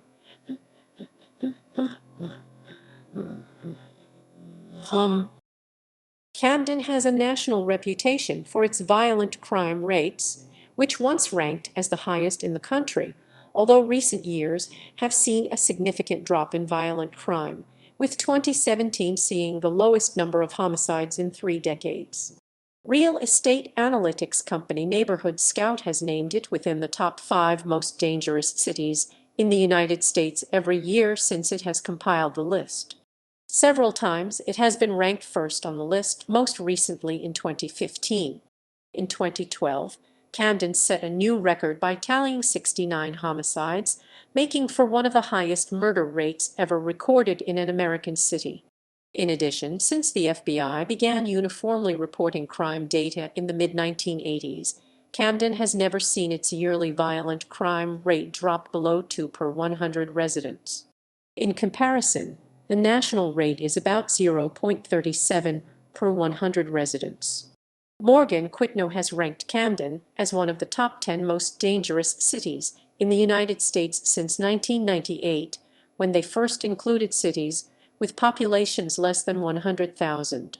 Camden was ranked as the 3rd most dangerous city in 2002 and the most dangerous city overall in 2004 and 2005. It improved to the 5th spot for the 2006 and 2007 rankings, but rose to number 2 in 2008 and to the most dangerous spot in 2009. Morgan Quitno based its rankings on crime statistics reported to the Federal Bureau of Investigation in 6 categories: murder, rape, robbery, aggravated assault, burglary, and auto theft. In 2011 in The Nation, journalist Chris Hedges described Camden as the physical refuse of post-industrial America, plagued with homelessness, drug trafficking, prostitution, robbery. On October 29, 2012, the FBI announced Camden was ranked first in violent crime per capita of cities with over 50,000 residents. There were 23 homicides in Camden in 2017, the lowest since 1987, and almost half as many as the 44 murders the previous year. Both homicides and non-fatal shootings have declined sharply since 2012, when there were a record 67 homicides in the city. In 2020, there were again 23 homicides reported. Law enforcement. In 2005, the Camden Police Department was operated by the state. In 2011, it was announced that a new county police department would be formed. For 2 years, Camden experienced its lowest homicide rate since 2008. Camden also reorganized its police disbandment that same year. In 2011, Camden's budget was $167 million, with $55 million allotted for police spending. However, the police force still experienced a budgetary shortfall when state aid fell through.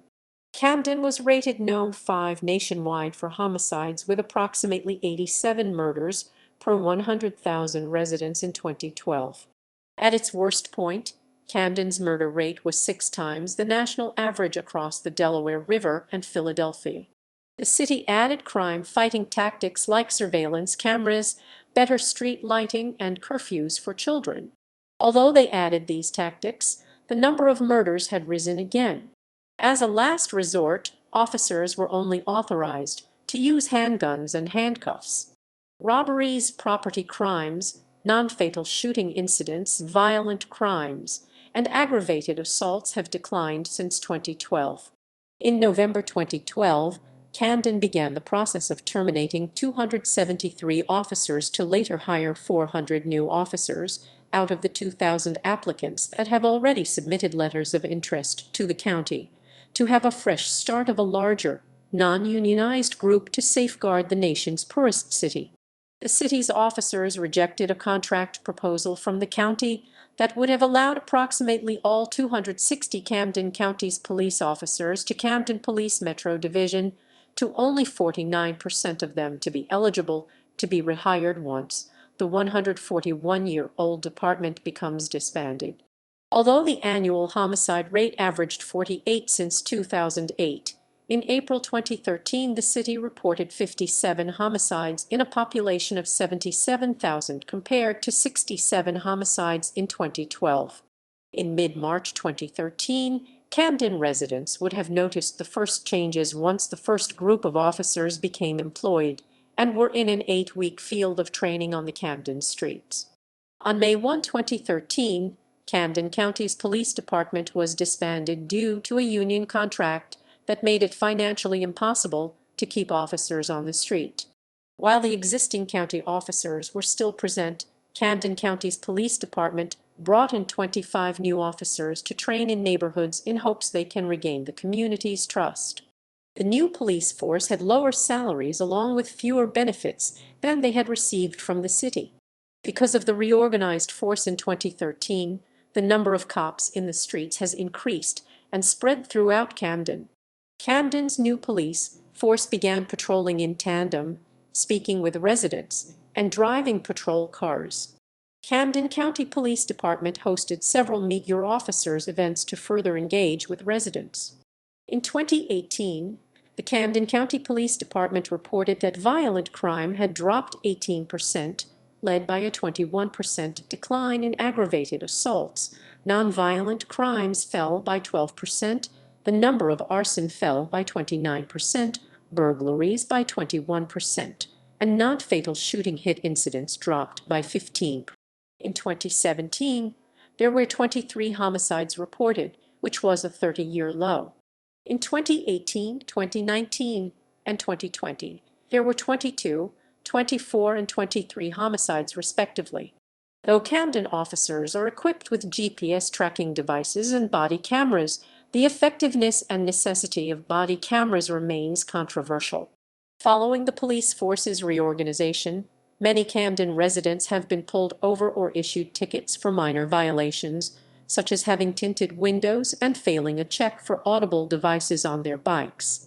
Police say the city's most heinous offenders oftentimes commit minor offenses, such as suspects of armed robbery often drive cars with tinted windows, and drug dealers deploy lookouts on bikes.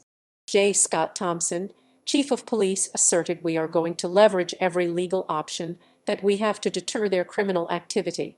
A CNN report proposed that Camden might be a model for what police abolition or defunding the police could look like. The report noted that Camden still had a police force, but it was being administered by a different body and had changed some of its procedures and policies.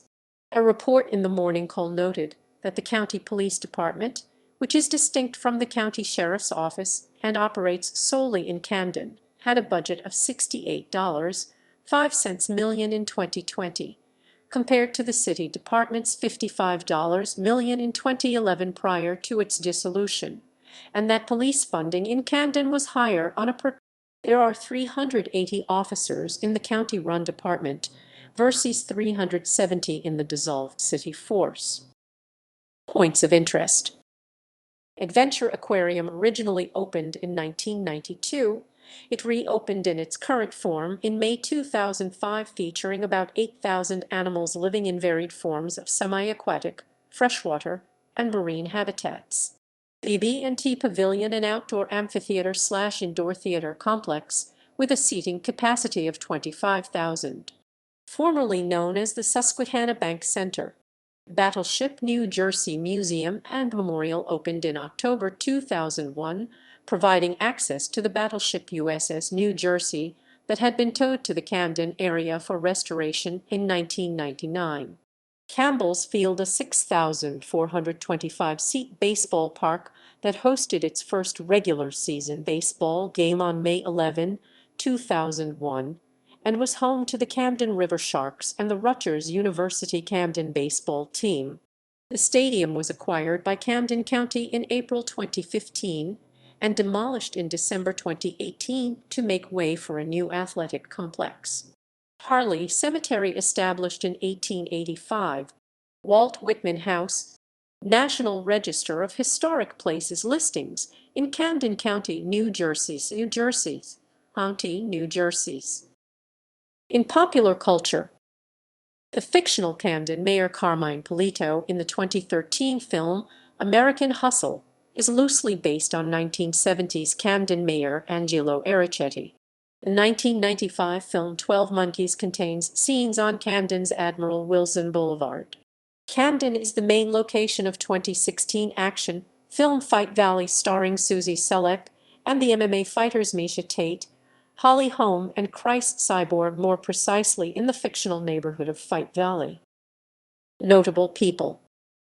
Community members: Mary Ellen Avery, 1927-2011, pediatrician whose research led to development of successful treatment for infant respiratory distress syndrome. The Camden 28, members of the Catholic left and other religious groups who broke into the draft board offices in Camden in opposition to the Vietnam War. Artists and authors.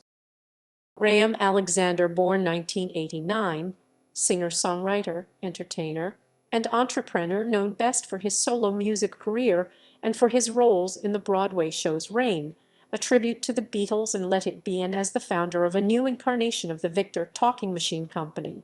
Christine Andreas, born 1951, Broadway actress and singer.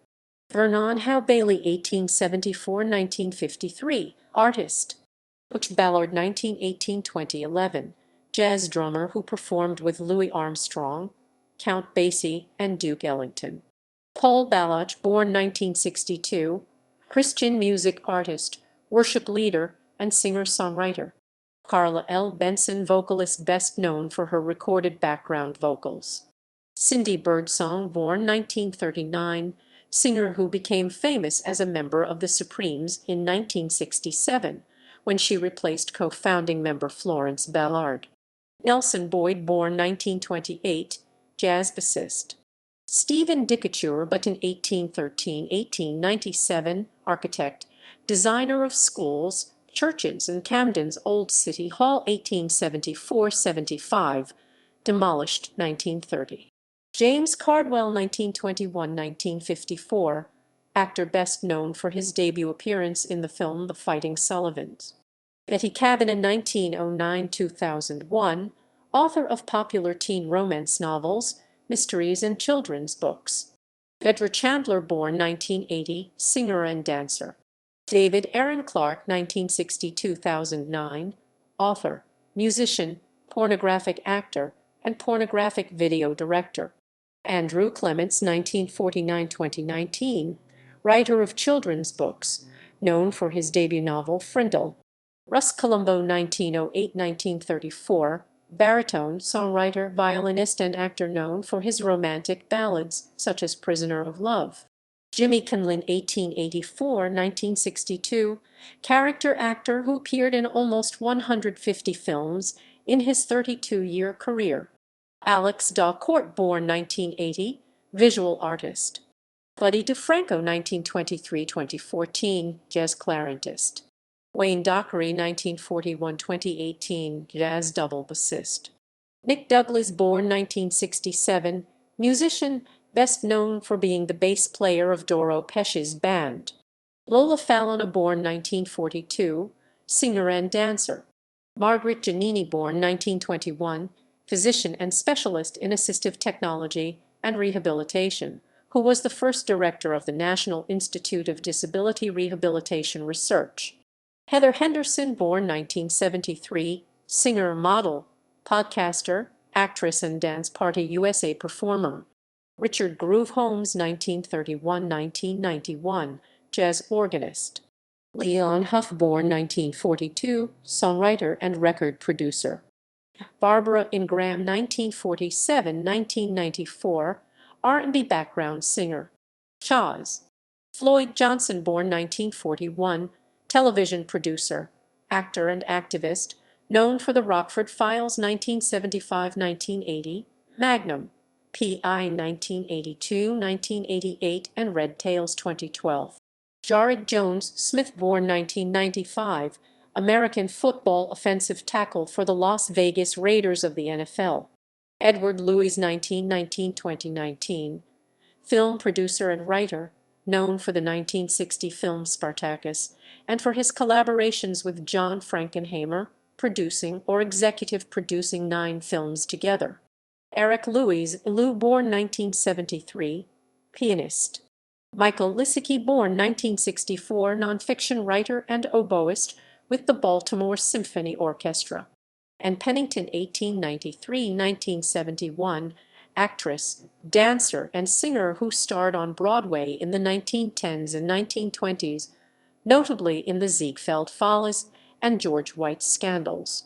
Jim Perry, 1933–2015, television game show host, singer, announcer, and performer in the 1970s and 1980s.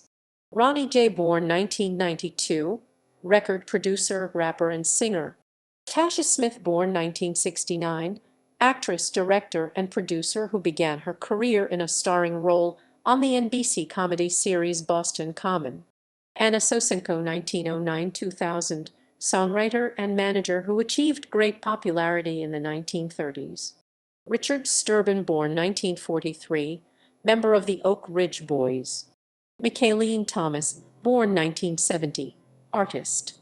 Frank Tybry, born 1928, leader of the Woody Herman Orchestra. Ty Tribbett, born 1976, gospel music singer, songwriter, keyboardist, and choir director. Julia Udine, born 1993, singer and actress best known for playing the role of Christine Daw in The Phantom of the Opera on Broadway and on tour. Jack Bees, born 1955, composer and bassist. Dick Virgilio, 1928–1989, haiku poet. Crystal Waters, born 1967, house and dance music singer and songwriter, best known for her 1990s dance hits Gypsy Woman and 100% pure love. Walt Whitman, 1819–1892, essayist, journalist, and poet. Buster Williams, born 1942, jazz bassist. Politicians. Rob Andrews, born 1957, U.S. Representative for New Jersey's 1st Congressional District, served 1990–2014.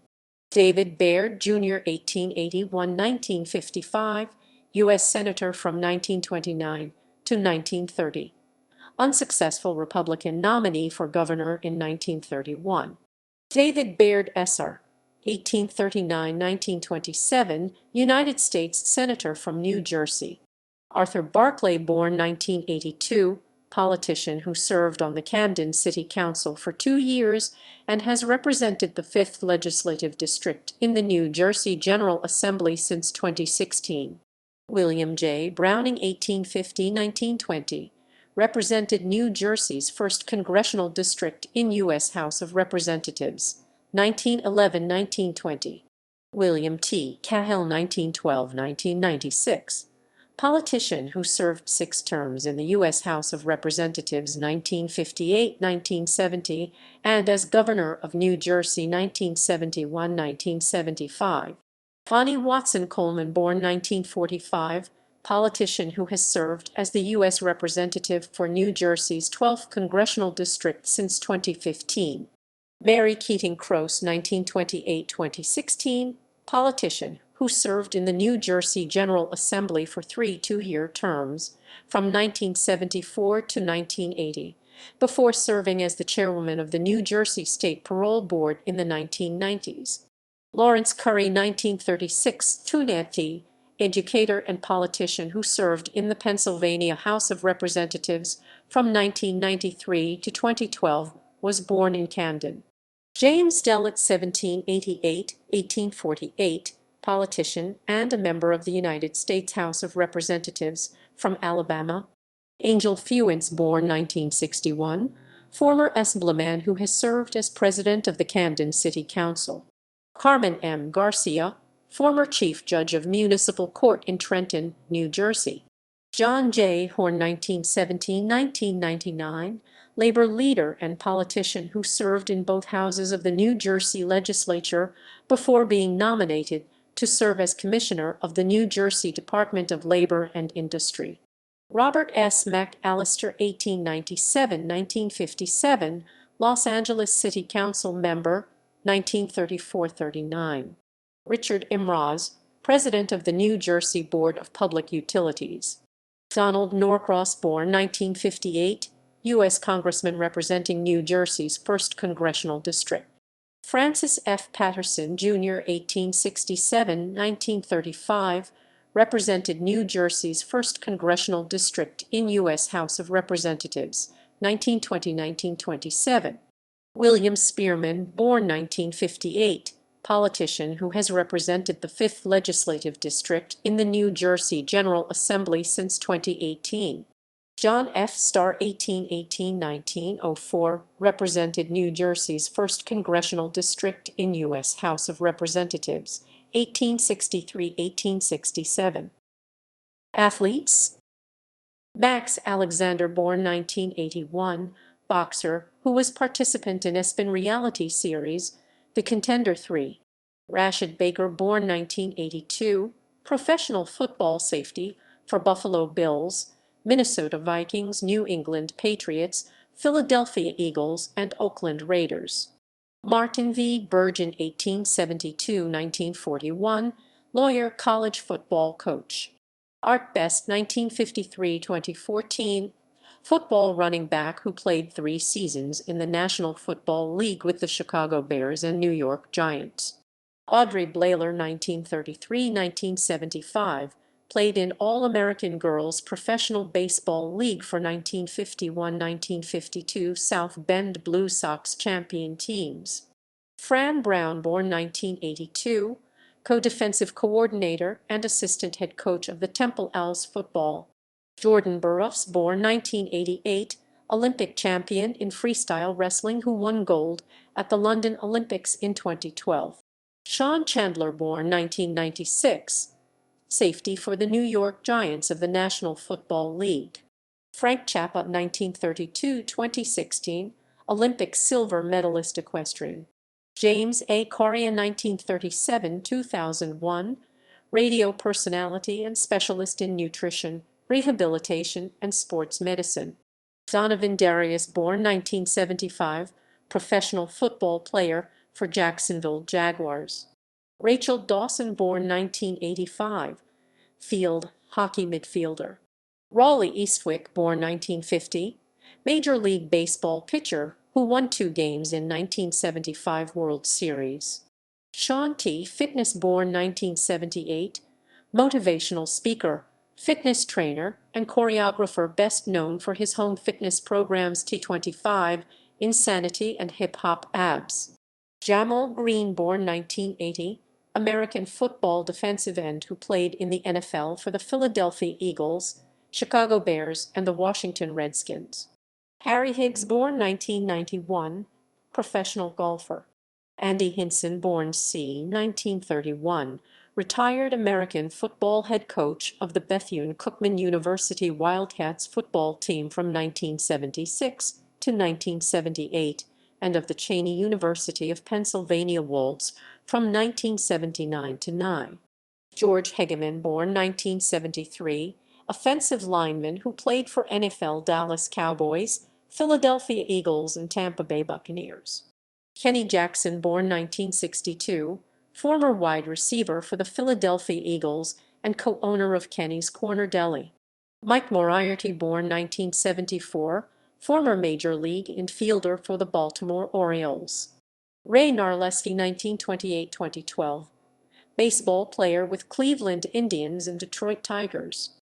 Harvey Pollack, 1922-2015, Director of Statistical Information for the Philadelphia 76ers, who at the time of his death was the only person still working for the NBA since its inaugural 1946-47 season.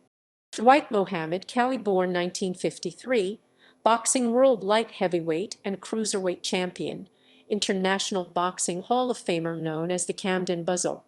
Hassan Reddick, born 1994, linebacker for the Arizona Cardinals of the National Football League. Buddy Rogers, 1921-1992, professional wrestler. Mike Rozier, born 1961, collegiate and professional football running back who won Heisman Trophy in 1983. George Savitsky, 1924-2012, offensive tackle who played in the National Football League for the Philadelphia Eagles. Art Still, born 1955, collegiate and professional football defensive end and cousin to Devin Still. Devin Still, born 1989, collegiate and professional football defensive end. Philly Thompson, born 1963, college and professional basketball player who played for the Los Angeles Lakers and Miami Heat. Sheena Tosta, born 1982, hurdler, Olympic silver medalist 2008. Jawan Wagner, born 1983, professional basketball player for Cleveland Cavaliers 2002-2005 and Polish team Krakom Trefl Sopot. Jersey Joe Walcott, 1914-1994, boxing world heavyweight champion, International Boxing Hall of Famer. Other: Joe Angelo, 1896-1978, U.S. Army veteran of World War I and recipient of the Distinguished Service Cross. U.E. Bauman, 1905-1978, head of United States Secret Service from 1948 to 1961. Boston Corbett, 1832-1894, Union Army soldier who killed John Wilkes Booth. Richard Halshead, 1900-1975, inventor of the drive-in theater. Aaron McCargo Jr., born 1971, chef and television personality who hosts Big Daddy's House, a cooking show on Food Network. Lucy Taxis, Shumerit, 1906-2003, classical archaeologist and a scholar of Greek architectural ornamentation and moldings. Thomas J. Osler, born c. 1940, mathematician, former national champion distance runner, and author. Jim Perry, 1933–2015, game show host and television personality. Tommy Roberts, born 1928, radio and TV broadcaster who launched simulcast in 1984, a television feed of horse races to racetracks, casinos and off-track betting facilities, enabling gamblers to watch and bet on live racing from all over the world. Howard Unruh, 1921–2009, 1949 mass murderer. Richard Valeriani, 1932–2018, former White House correspondent and diplomatic correspondent with NBC News in the 1960s and 1970s. John P. Van Leer, 1825–1000, 862, Union Army officers. Mary Schenck Woolman, 1860–1940, pioneer in vocational education for women. Phil Zimmerman, born 1954, programmer who developed Pretty Good Privacy (PGP), a type of data encryption.